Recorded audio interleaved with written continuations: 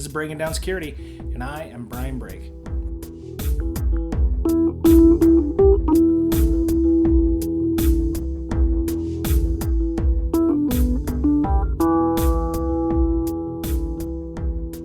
Welcome back, listener. This is Brian, Mr. Betcher, and Miss Berlin for Breaking Down Security. Hello. Hi. All right. We got it all. I didn't have to, work that out, put up, scorecards or anything. We're using Zoom again, because, it's $15. I'm getting the most I can out of it. Yeah. It's nice. It works really well. It does. I've had a lot of problems with Hangouts over the last week, with the CTF club and book club and everything. So we ended up moving over here for a lot of stuff. So, so what's been going on with you, Miss Berlin? You just got back from B-Sides Huntsville. You did something there, a little something, right? Nashville. B-Sides Nashville. Oh, God, dog it, man. I even wrote it down wrong in the notes. I even wrote it down wrong in the freaking notes. Yes, I just got back from Nashville. It was pretty amazing. Really? What was so amazing about it, he asked. Well, I gave my first keynote. Really? Which was difficult. Why was it difficult? Just because we're nervous, and it was a tough topic. So, but I had a lot of really, really good feedback. People seemed to really enjoy it. Did you rehearse? I did. How many times? 10. 10 times. Okay. Yes. How did you rehearse? Decent. Was it in front of people? Did you do it naked in front of a mirror or something? How does that work? That's how I do all my practicing. Right. No. Right. No, the first few times, so I wrote down, I had like around 65, 70 slides, and I wrote down kind of what I wanted to say on all of them, and went through that. Oh, okay. Like 4 or 5 times. Very nice. And then I winged it a couple times, and then I gave it once at a local infosec meetup that's in Cleveland. Okay. Called Neo-ISF. And then the next time I gave it was in Nashville, and it went way better. It's probably the best job I've ever done speaking. Very nice. So the prep time was definitely helpful for you. Yeah, I've never practiced before. Just kind of wing it?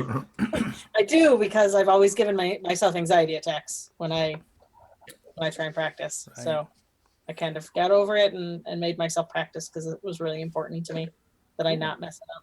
And was it better? Yes. I mean, okay.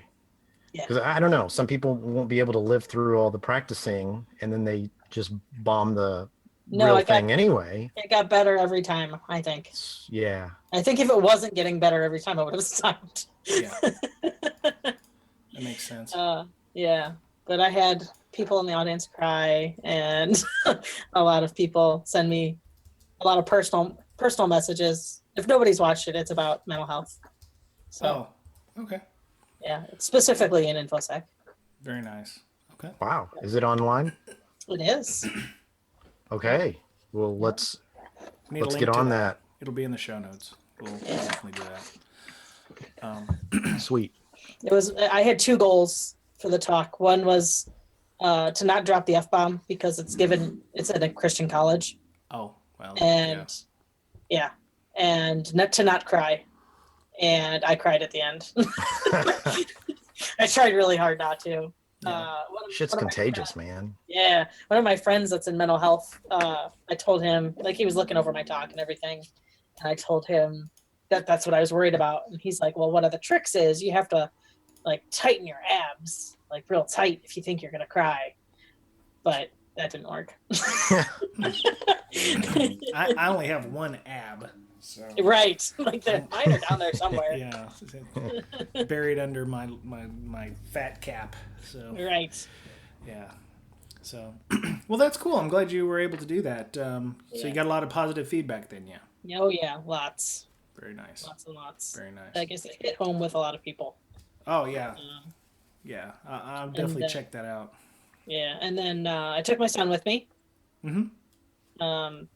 It wasn't his first information security con, but it was the one I think that he contributed. Like he had a good time. Yeah, he did the most at. Like they had a kid area with Minecraft and Quake and some other stuff.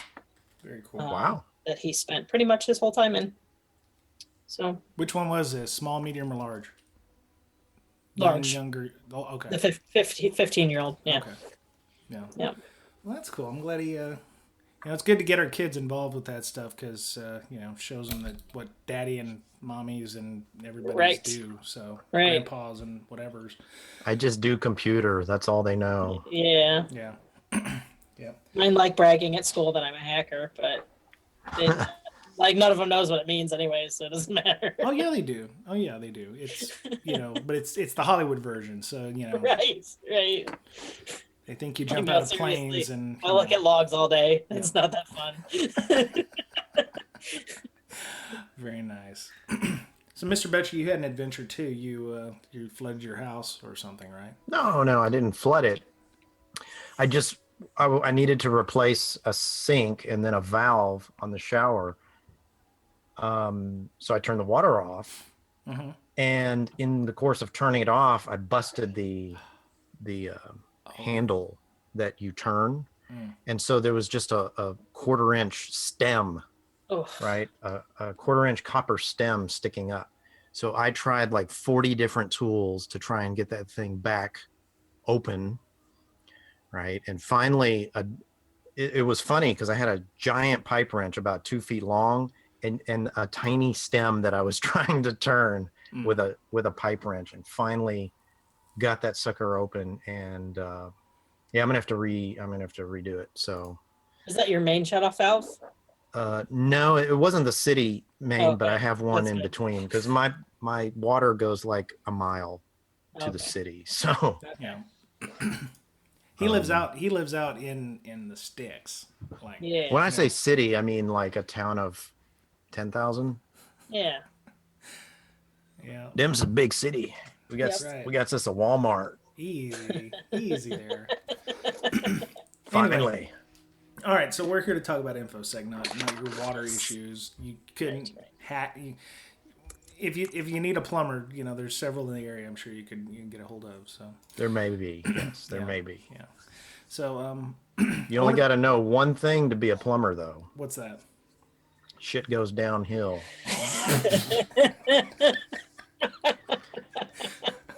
That's it. Don't cross the pipes and shit goes downhill. Fantastic. All right.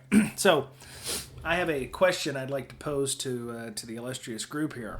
I don't normally go into my office. And when I go into my office, the building that I'm in has a number of other companies in there. And I happen to be sitting out in the lobby area waiting for my office to open because I don't have a key. And some obviously, young 20-something, I would call them your stereotypical looking developers, was walking around and they were discussing a topic and it had to do with security, which made my ears perk up. And they were like, well, all we've got to do is, let me see, how do I say this? Okay. All we have to do is, change the API in such a way as to, I won't go any farther than that, but they were talking about API changes and stuff. And they're like, it's awful that our security team is making us do this. I mean, they act like we're not aware of what's going on. And one guy said, yeah, we don't have to be security experts. We just have to be security aware. To which I was like, well, I mean, I understand their point, but at what, my point is, do you need to be an expert in your little field or your background or your area, or is it just enough to be security aware? Were they people that worked at your company? No, they were not. Okay. Yeah. No. I would not have probably brought this up had it have been at my company. Because I think it's different if you work at a security company. Yeah. No, I would have probably dropped the hammer on them at the time. But no, these people worked at a fairly famous search engine. Not to mince words. Well, here's the issue I have. The alleged security team at this company presumably told them that they needed to be in one way or another experts in security, and they were not too keen on that. Well, right? Is that what they said? I mean, they said we don't have to be experts. yeah, the way they made it, I guess it was implied. The way they were talking, the security team had done some testing, and there was some changes that needed to be done, and maybe it was fairly contentious or something, and the devs were feeling that they were being put upon, that whatever was being done was they were aware that there was an issue, but maybe they weren't supposed to be the ones to fix it, or maybe they weren't fully aware how to fix it, and they were asking for knowledge. My whole question is, at what level should we expect our developers to embrace the ideas of security? Should they just be aware that security exists and security should happen? Or should they, okay, this guy is a Java developer, he should know to, do, memory cleanup, to do, sanitizing inputs on web apps. I mean, should they have that requisite knowledge and understand how to do that? Or should they just know, there are ways to do that, and that's somebody else's problem. That's OPP. I think it should be their job. At almost every level, I think it should be their job. Because they should know how to code in a secure manner. Yeah. Right? Sanitize your inputs and all that jazz. Job. Okay. So it is their job. And, obviously it's up to the security team to QA those security flaws for them. However, they're building something, right? Mm-hmm. They're building their baby, and they're not building it right. Yeah. Okay. Yeah. It has problems. It's sick. It's decrepit. It's missing a leg. I know they have a vested interest in the survival of whatever application they're building. A developer doesn't want his code to be shit. Yeah. And that was the other point. They know that they're trying to put out at least a quality product, but for them, their idea of quality is to make sure it works and it compiles. The security stuff is the nice to haves, when in fact for us security is the need to have, and it's not complete until it's done. It working is the nice to have. Yeah, it working. Yeah, exactly.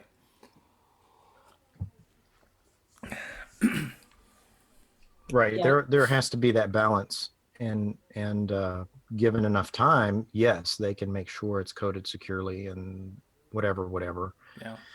I think that they need to be aware, or management does, that it takes time to code securely, right? Mm-hmm. Mm-hmm.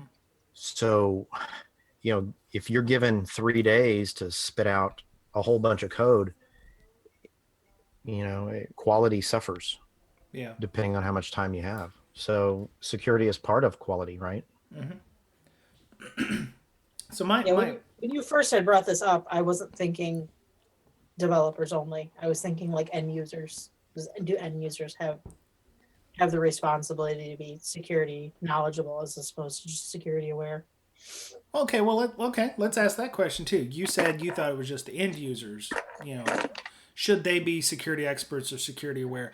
At what point do we transition from the security expert to the security aware? I mean, is management needing to be security experts or security aware? Do developers need to be security experts or security aware? I would assume security experts need to be security experts, or infosec people or IT right. need to be fairly, expert or aware. Are there levels of awareness up to what would be considered expert? I think in different areas. So, a network admin should be pretty good at network security. Mm-hmm. A sysadmin should be good at Windows or Linux security.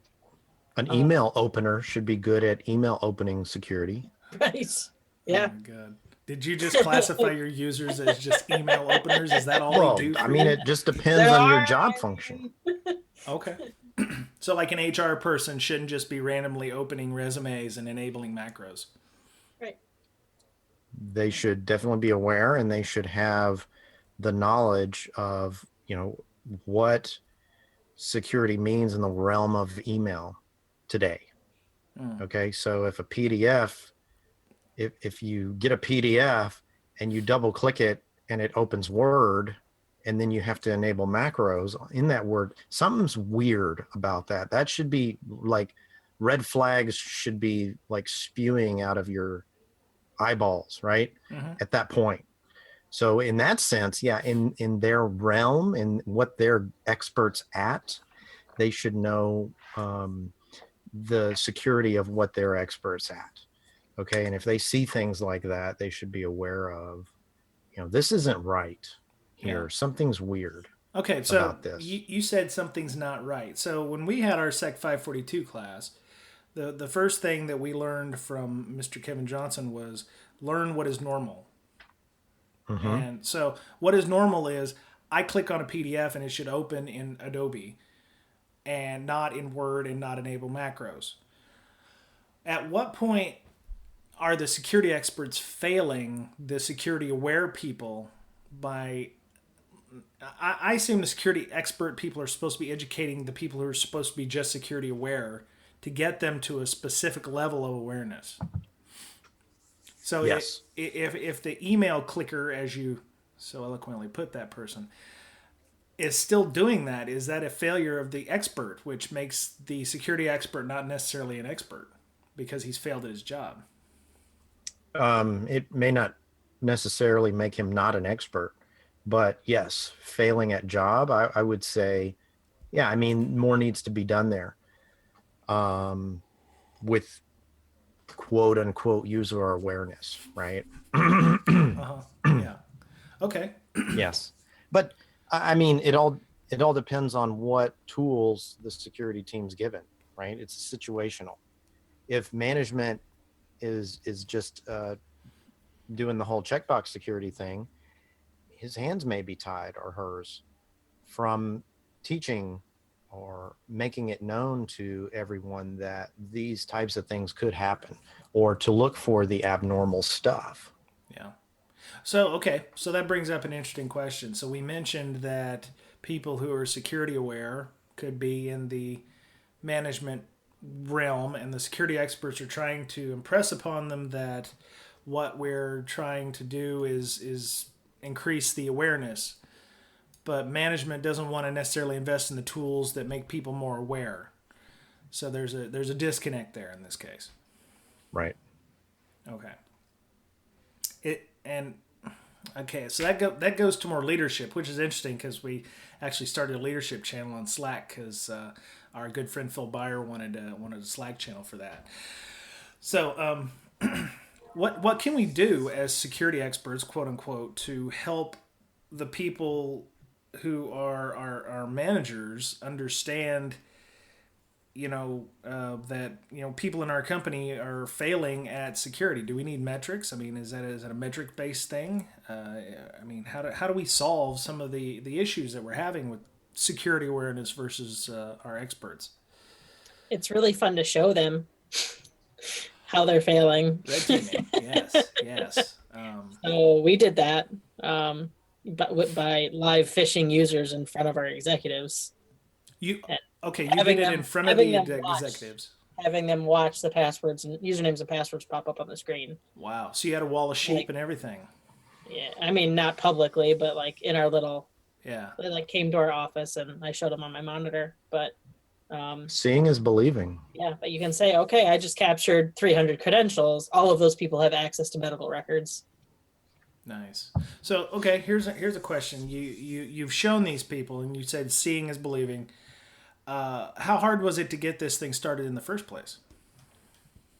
Not very, but I think I was lucky because we had a CIO that used to be a CISO, so he came from kind of the background of being tech knowledgeable. Right. So. Because my point is that there are some companies out there that don't like internal red teaming because of the trust issue, because we should be trusting our own employees to do the right thing, and yet you want to deceive people and use deception to basically out these people that they don't know what they're doing. It's either us or them. Either us or them, meaning the whatever attackers out there. True. It's hard to make that point though sometimes. Yeah. So let's get back to our developers. So they basically they need to be, and I brought this analogy up. Well, it's not an analogy, but it's historical fact. So back in the days of Mark Twain, there used to be riverboat drivers or barge drivers that knew only certain parts of the river because things changed so often they couldn't keep a map in their head of the whole thing. So in this case, as security experts, do we need to know more of the river, as so to speak, than the developers, or should we trust the developers to know their little area of the river, and then we concentrate on what's going on afterwards? In the SDLCs and in developing DevOps and all that, we try to get in front of the devs as much as possible, but if we're to trust them and expect them to be security aware that they need to fix these items, how can we, at what point should we let them have their leash before they, to continue their job? Well, I think that there's fundamental training that developers need to go through in the realm of security. And I don't think it's that difficult of a course or workload for them. I mean, it all has to do with inputs and outputs, right? Mm-hmm. To the application. If it's static, there's really not that big of a security issue, but just be aware that inputs and outputs are sensitive to, having security flaws. And there are certain techniques for those inputs and outputs that are needed, that are industry standards that are relatively secure. Okay. Mm-hmm. And so by teaching those fundamental things, they can be fairly confident in getting it right. And then on the back end, you test those things. And if you happen to find flaws in the application, hopefully before it gets released with automated tools or whatnot, then I think it's incumbent upon you to approach the developer who pushed out that particular line of code or whatnot and rehash and see where they went wrong, right? And sort of retrain. Yeah. So, Miss Amanda, do you have developers? No. Have you worked with developers? Not really. Like we have some developers where I work now, but everywhere else that I've been at has just purchased software. We haven't never really worked with any like full-time developers. I mean, we knew people that could create one-off little tiny things, but not anything that would run in production. Yeah. My question was, do you, and Mr. Betcher and I have worked at places with developers. We expect them to, make code that works, but we don't give them tools often enough, I think, to actually do testing of their own. I remember when we were working at our one place together, and we gave some of the developers Burp Suite so that they could look for vulnerabilities having to do with cross-site scripting or something. We gave them a couple of test cases, and you could just see their face light up because it was like, oh my God, this tool is awesome. We should be able to use this a lot. So we've enabled them, not through training, but through the gift of giving, in this case, a free application, which it was just free Burp Suite. It wasn't like we had licenses or anything. But by doing so, we've enhanced them and made them more aware of their own code. So in that case, we didn't really teach them anything. They kind of taught themselves. We gave them a little bit of a nudge, but you can make people more than just security aware by just simply communicating in that case. And it wasn't just education. So I think that's a good point. Mr. Betcher? That is a very good point. Yes. Open communication, basically showing them, hey, look, this is pretty cool. Check this out. Right.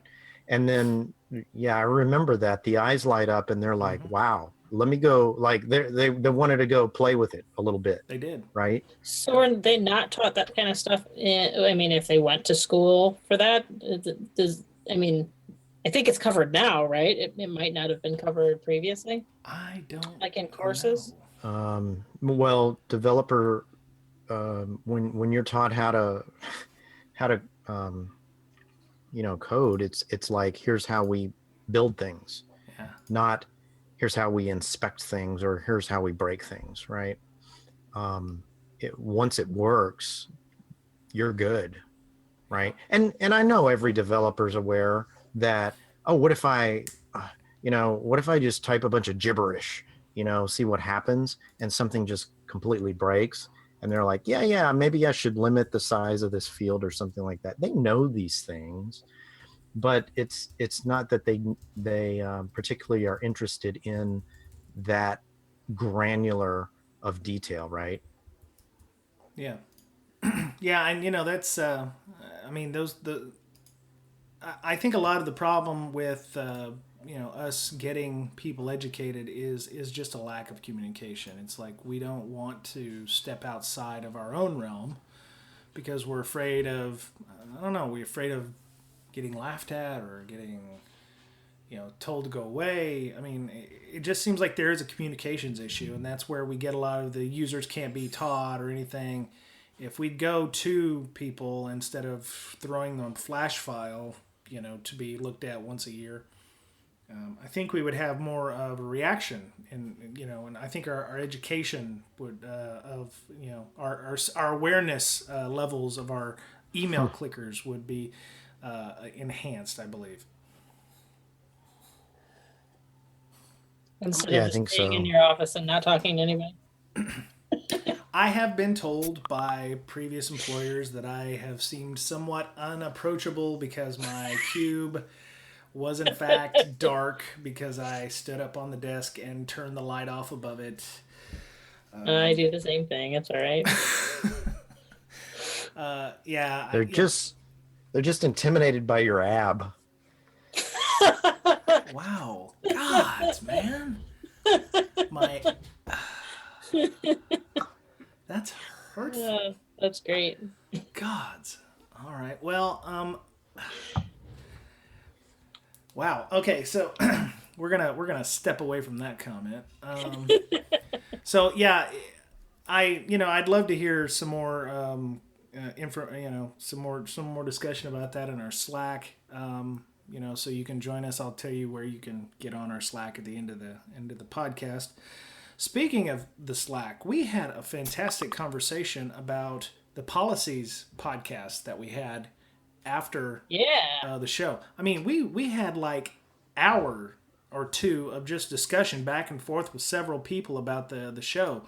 We started talking about the differences between what standards are and policies and procedures, and where those fit, and people were posting pictures of pyramids, basically, that standards create policies which create procedures. And I asked the question about where do so best practices actually come before everything else, because best practices, in my opinion, become the standard that everyone has to go to, because infosec harped on good passwords for years, and then all of a sudden the PCI standard has all of section 8 basically as password complexity or password history and difficulty and all that. And then you have to make policies based on that and procedures based on the policy. It was very interesting conversation. I actually have some. I'm not going to put screen captures up of it, but yeah, we had a great discussion about that. I noticed that Mr. Betcher didn't get involved with that one, but that's cool. Did a little bitter from the ab comment. Anyway, I read the 2 chapters in the book though. Oh yeah, well that kind of added on to it, with the policies bit. So yeah, that was good. So let me see. We're going to make this one a little short this week. So one of the things that just came out on Twitter that I saw, not a news article, but there's a GitHub out there with public pen test reports, which I was looking through some of them before the show here. There's some fairly cool stuff in there. There's the Verizon Stratfor report that Verizon did for Stratfor, including timeline information. They didn't bother to redact any of it about who actually did it, who reviewed the document or anything. So there's actual names in there. There's timelines about how everything started going down. Talking about December 6, 2011. They became aware. And Stratfor was okay with this, or I don't know. What's going on? They've been up on his GitHub for 8 months. And what led them to decide to do that? I don't know. This Julio Cesar Fort, information security. Are you sure this engineer. isn't WikiLeaks instead of government documents? It's like pen test. It's WikiLeaks for the pen test companies. I guess so. There's quite a few on there. This guy named Julio works for AdBlaze infosec. Supposedly passed the Voight-Kampf test a few years ago, which that's nice of it. But yeah, there's several on here, several companies. There's IOActive, there's Leviathan, Mod Asano, Trail of Bits, Secure Ideas, Vericode. Verizon's on there. Verizon's the one that's got the forensic report in there from Stratfor, which was pretty cool. I'm not sure how he got a hold of all of these, but they all got added to this GitHub about 8 months ago. So just showed up on Twitter. So I just thought that was kind of interesting. ISEC Partners is also in there, which is now NCC Group. So that shows you how old some of these are. NCC Group's been NCC Group for a bit. So yeah, so you can go in and check that out. How good is their reporting? Well, I haven't read all of them. Some of them are pretty good. That Verizon one was pretty good. It's got a nice timeline in it. I haven't looked at all the pictures. Some of them are probably better than others, and I would imagine that would be like a kind of a you can look at the quality of the report maybe when you're looking for a pen test group and go, okay, well, this is what we kind of should expect from a pen test company if we employ these folks. So that might be a nice way of looking at that. If you notice that one company is not giving you what you want, and you find another one that may have a better format, you may want to go with that company. Or you are already with that company and you have a crappy report and you look at that one and go, what the hell are y'all doing? What did I pay for? Did I get the C team on this report? What's going on? They don't have C teams. They just have more junior personnel. Uh-huh. Wow, that hurts. All right, so let's adjourn for this week. We're going to make this one a little short because our guest, he got sick, so he can't make it this week. We're hoping he will be here next week, but I won't mention who he is, or she could be a she as well. Uh-huh. Wow. Yeah, we all know. Okay. All right. Well, we'll try to do better on that next week. So he'll be on, and we'll have a good discussion about things and stuff. So, Mr. Betcher, talk about B-Sides Austin. Are you going to be at it? I will be there. If any Really? listeners are there, come talk to me. Right? Love having good conversation. Is it the 4th and 5th? I don't know. Sometime around there. That sounds about right. The first week in May is going to be very busy for me and for everybody, apparently. So, June's busy for me. Holy cow. June? Why June? Yeah, I have 3 conferences to go to. Wow. Okay. So I don't know if I'm going to all 3. I'm at least going to 2. I'm speaking at 2 of them. Whoa, fancy. 614 Con, which is like, it's kind of like Sky Talks where nothing's recorded. Really? Okay. Yeah, so you can talk about good stuff, and that's in Columbus. And then B-Sides Cleveland. Man, Ohio's just a hotbed. It's like Atlanta, Columbus. I don't know that I would call it that. Cleveland, all of the Ohio area there. And it's hard. We don't have a very active infosec group of people, which disappoints me sometimes. But yeah, why not? Is it just because they're all busy being consultants or something? Yeah, I'm not quite sure. Okay. All right. So B-Sides is like the first week in May. Do you know? Do you have any information, Mr. Betcher, about them being sold out? Or there's still tickets available? Last time I checked, there were tickets available. Okay. I don't know how many people are going to be there, but I think it's sold out the last couple of years. Like, Nice. you could not. Nice. Yeah. So they turn people away, fire codes and junk. Oh, right? yeah. I heard about that last year. Yeah. Okay. I got hit up on Twitter. Actually, I heard about it on Twitter. There's a new B-Sides that's going to be happening in July, 22 July. It's B-Sides Springfield, Missouri. So if you, it's got a soft place in my heart because I'm from that area. My mom and my family actually live outside of Springfield there. And I went to high school in a little town called Buffalo. 3,000 people. I got you beat, Mr. Betcher. Mm-hmm. But they are looking to sell some tickets. I'll have a link in our show notes to the Eventbrite where you can buy the tickets. Supposedly they have 60 tickets, and I'm hoping that they sell out.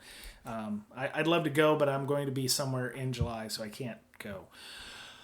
So if you're interested in going to that and are in the Little Rock or Tulsa or Oklahoma City areas, or you're in Columbia or Kansas City's only a couple hours away, you run on down to Springfield. They got some great stuff going on there. So, and it's pretty awesome. They're trying to build out their infosec community, which I was very happy to hear that we actually have something going on there in the Springfield area. So,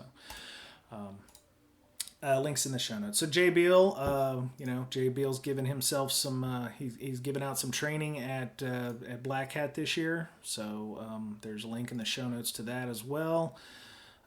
It's 22nd, 23rd July, 24th, 25th July at BlackHat 2017. So he's going to be giving that class aikido on the command line. So you're going to learn about hardening, containment, containers, all kinds of good stuff about securing your Linux. So a lot of great stuff coming from Jay Beale there. So you can sign up at the BlackHat link in our show notes. So all right, well. That was it. I guess we just need to find out where everybody can be contacted at. So, Miss Berlin, how about you? At InfoSyster, INFOSYSTIR on everything. Cool. All right. Mr. Betcher, how about you? I'll be at B-Sides Austin, so hit me up there.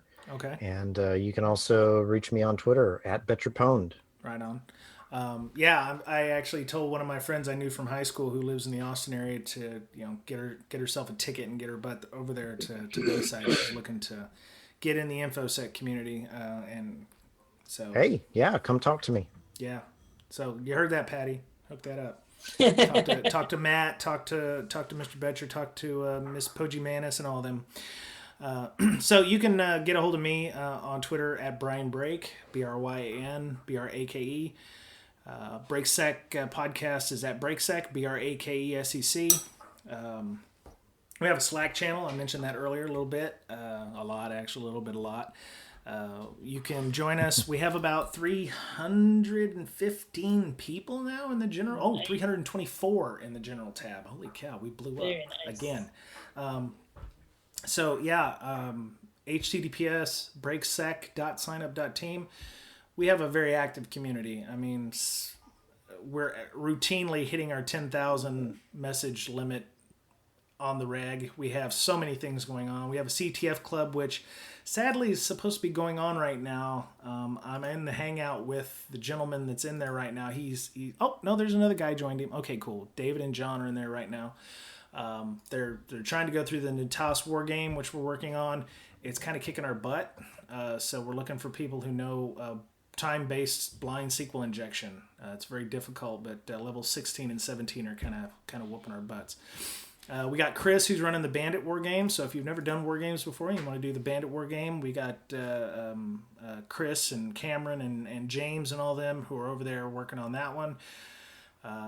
We have a book club. Somebody who wrote a book is running that book club.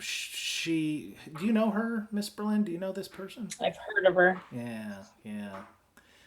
Her co-author's a bit of a punk. But, yeah. No, so we're doing the Defensive Security Handbook, which apparently is doing quite well for Miss Amanda and Mr. Brothers. I'm extremely happy with our sales so far. Yeah. So I saw some bootleg copies out there, though. I saw some Right. Yeah. Yeah. Yeah. We should. That was funny. I saw the picture of that guy who drew the porcupine and faking the. Yeah, that's Aaron. He's amazing. Yeah. So we're doing a book club every Sunday. I ran last Sundays because I didn't know that Miss Amanda wasn't going to make it back. But we talk about a chapter in each book, so you can buy the book, or you can just come and talk about the stuff that we were talking about. We talked about incident response. We talked about some business continuity, so that's all good. You don't necessarily have to have the book. We can just have discussion. I mean, I prefer you to have the book. Yeah, obviously. You don't have to, but Obviously. So we have a general tab. We have a job board, which if you are looking for a job or have a job that you want to talk about, you can post that on our job board. We just opened the leadership board because our friend Mr. Phil Byer wanted to talk about some work or criticism he was working on. He's working for a talk for something at LasCon. We've got Tyler Hudak over at the malware channel and people talking about, malware that's going on and, detections and figuring out how to make those things happen. We got a pen test when we have our Python class, which is going really well. Matt, who you've heard on our show before, is doing a 6-week course for us. So it's still not too late to join us if you want to do that. We are recording those with the Zoom here that I'm using right now. And so you can get caught up fairly quickly. There's some homework, but it's great. So, you can come in and join us and, talk and, catch up. And it's really nice. So, breaksec.signup.team.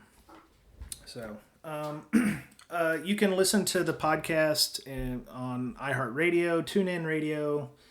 We're in the iTunes store and Google Play. So if you want to, listen, there's really no place you can't do that. SoundCloud, And so that was it for the week. If you have any comments or anything, just let us know. Hit us up on any of the 100 options with which you can communicate. So that was it for Breaking Down Security this week. Have a great week, and we will talk to you again real soon. Bye-bye. Bye.